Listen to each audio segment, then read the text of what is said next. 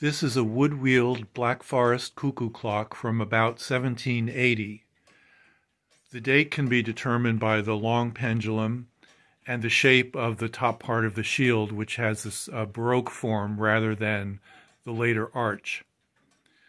The dials on these clocks were originally covered with printed paper that was then hand-colored. It appears that that paper was deteriorated and the dial was painted at a later date, probably early 19th century, on the original wood dial. The reason the hands look too short is that the original paper dials had a very wide chapter ring that would have been approximately here, and in that case the hands would have fit more appropriately. When the clock was received, it was basically complete. I had to replace the bell on top, and I had to re-leather the bellows. The clock has its original flutes, which are here on top. The original bellows were rectangular and covered most of the length of the pipes. These triangular bellows are old, and I didn't want to remove them because I was afraid it would damage the flutes underneath. So I just left them in place, and they could always be changed later.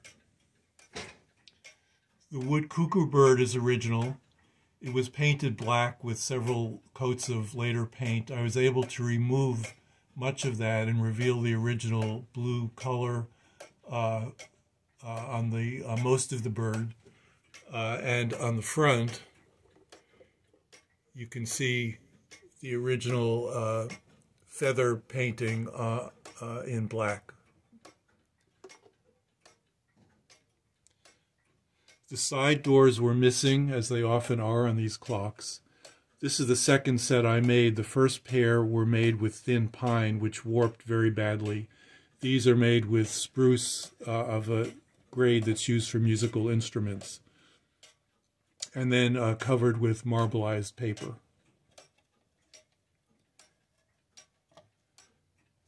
The clock movement is almost entirely wood.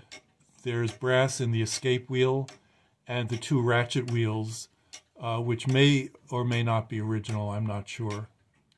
There is a little bit of steel in the pinion wires and the verge, and the bellow lift wires, one of which I had to replace. Everything else is wood. The backboard, which you can see here, had started to separate from the rest of the case. It was only glued in place and the glue was failing. So I restored the pegs that originally held it at the top and screws or nails which held it in at the bottom.